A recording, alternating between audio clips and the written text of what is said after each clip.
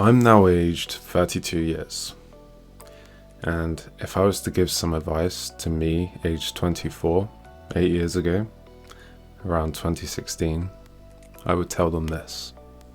If you don't know who I am, my name is Zach from ZachHater.com, and I'm an emotional healer who bridges the gap between personal development and spirituality. So let's go.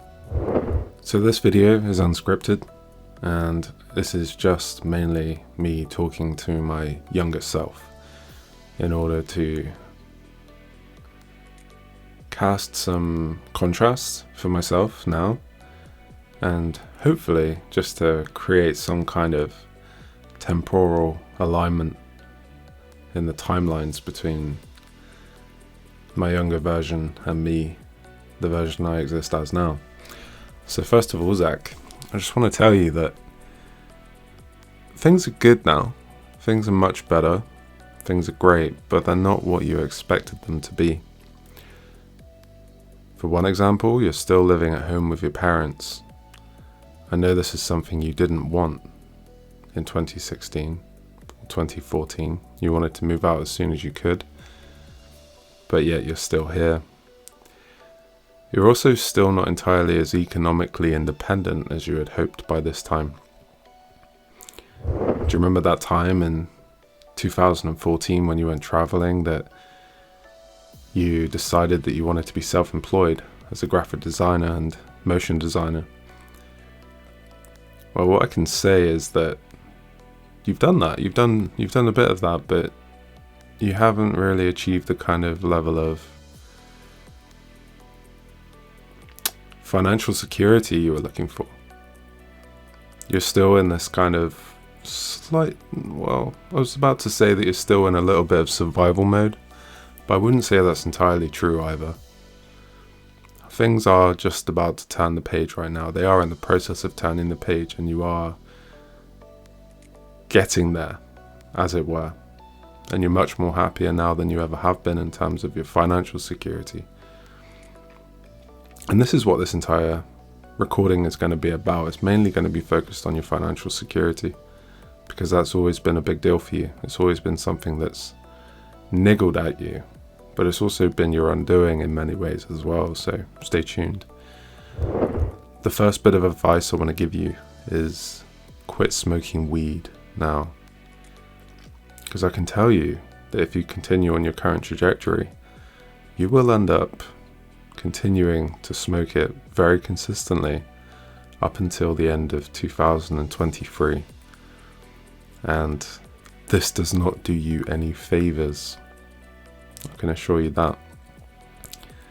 You remember in 2014, 15, 16, especially 2016, you first really started getting into making videos, and you got excited about it and you enjoyed the process. Well, I can't tell you that you've really kept it up.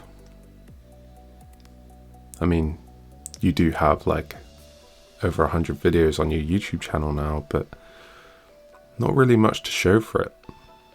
You didn't really take it as seriously as you could have. And a lot of that was because you were smoking weed and making investments and chasing money, thinking that you could just cheat the system in a way. Thinking that you could just take it easy and chill during your 20s and just smoke weed and enjoy yourself in that way. Even though really in hindsight it wasn't that enjoyable. It was just a dopamine fueled ride of hedonism, almost in a sense.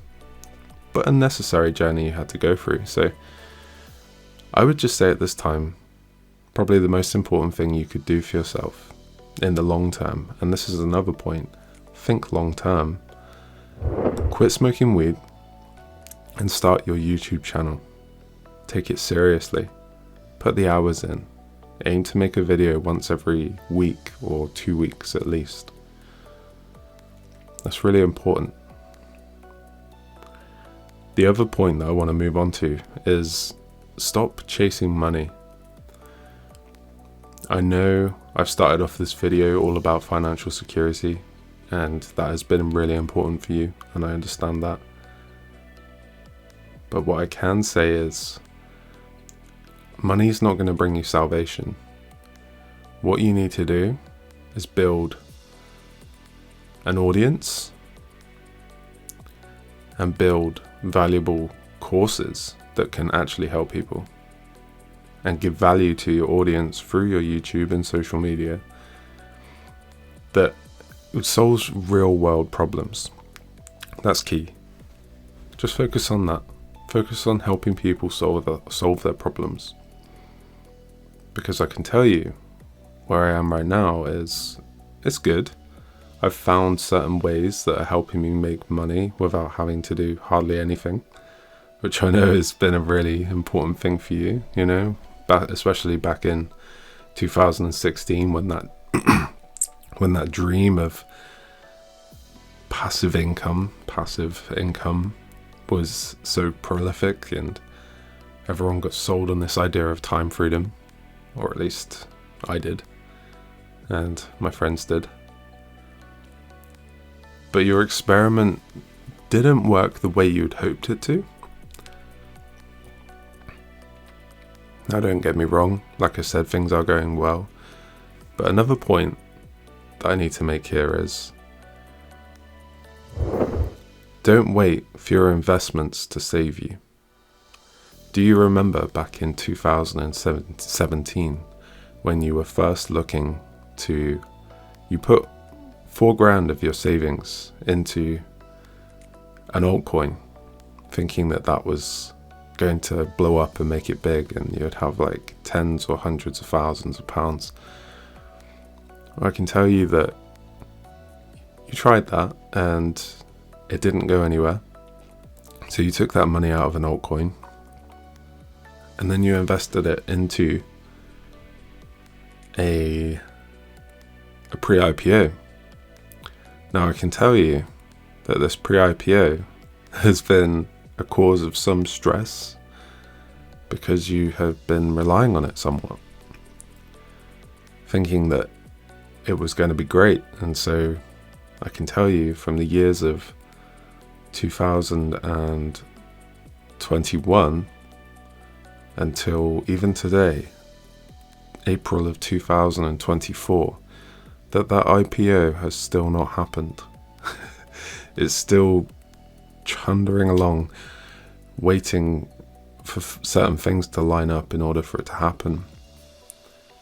And yet, here you are having, or you will go through this experience of essentially almost wasting 3 years of your life where you were waiting for an investment to happen and you didn't really do much. You were just chilling out. And for a period of that time you weren't smoking weed, which was good, but you didn't push yourself.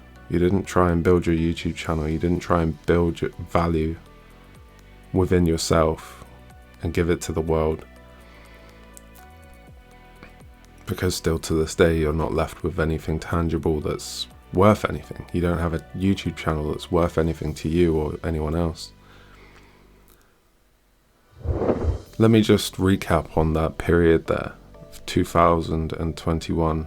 We could call it 2020 up until the end of 2023. That was a really good time for you. I can tell you that. That was a supremely nice time, actually, looking back on it. Essentially what you'll find is you'll have